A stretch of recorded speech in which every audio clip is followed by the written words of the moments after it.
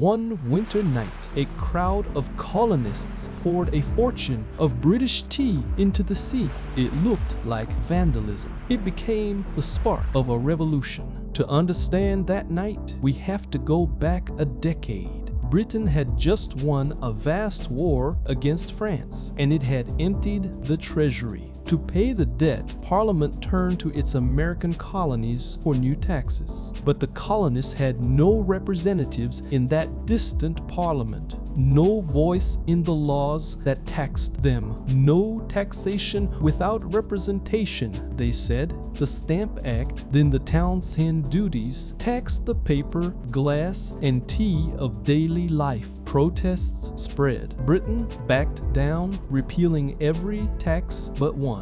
They kept the tax on tea, small but a symbol. Britain refused to surrender. And in Boston, tension had already turned to blood.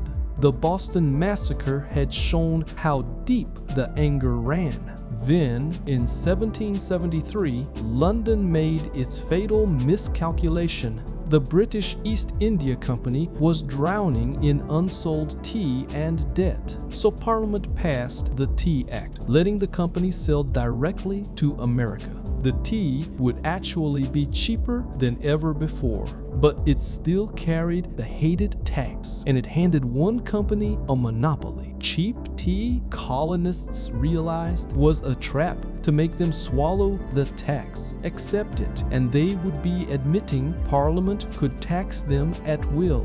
Across the colonies, ports turned the tea ships away, but in Boston, the governor refused to let them go. Behind the resistance stood a secret network, the Sons of Liberty. Their leader in Boston was a fiery organizer named Samuel Adams, a brewer's son and a master of turning grievance into action. Around him gathered patriots like John Hancock and the silversmith Paul Revere. Ordinary tradesmen, printers, coopers, blacksmiths, ready to risk everything. They met in taverns and packed halls, and the crowds kept growing. 3 tea ships now sat in the harbor. The law gave them 20 days to unload.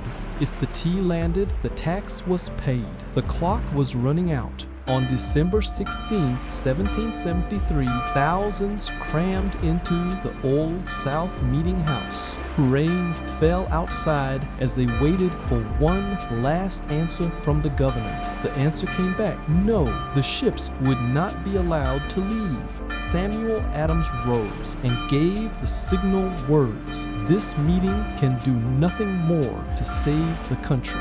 A war cry answered from the doorway. It was time.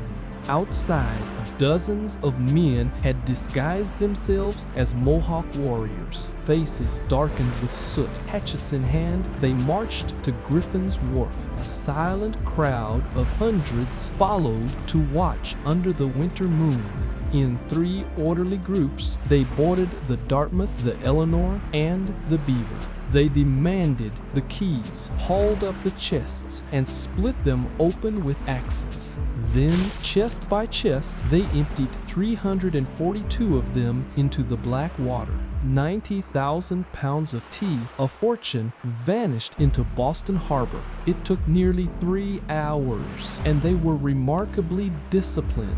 They harmed no one and touched nothing else aboard. One man caught stuffing tea in his coat was stripped of it on the spot. By morning, the harbor was silent and everything had changed. When the news reached London, the king and parliament were furious. This wasn't protest, they declared. This was rebellion. Britain answered with a series of crushing laws, the coercive acts. The colonists called them the intolerable acts. Boston's port was shut, chained until the ruined tea was paid for. The city was punished, its self-government stripped away. But instead of isolating Boston, the punishment united the colonies. Food and supplies poured in from every colony to feed the closed city. In 1774, delegates gathered as the First Continental Congress. One shared cause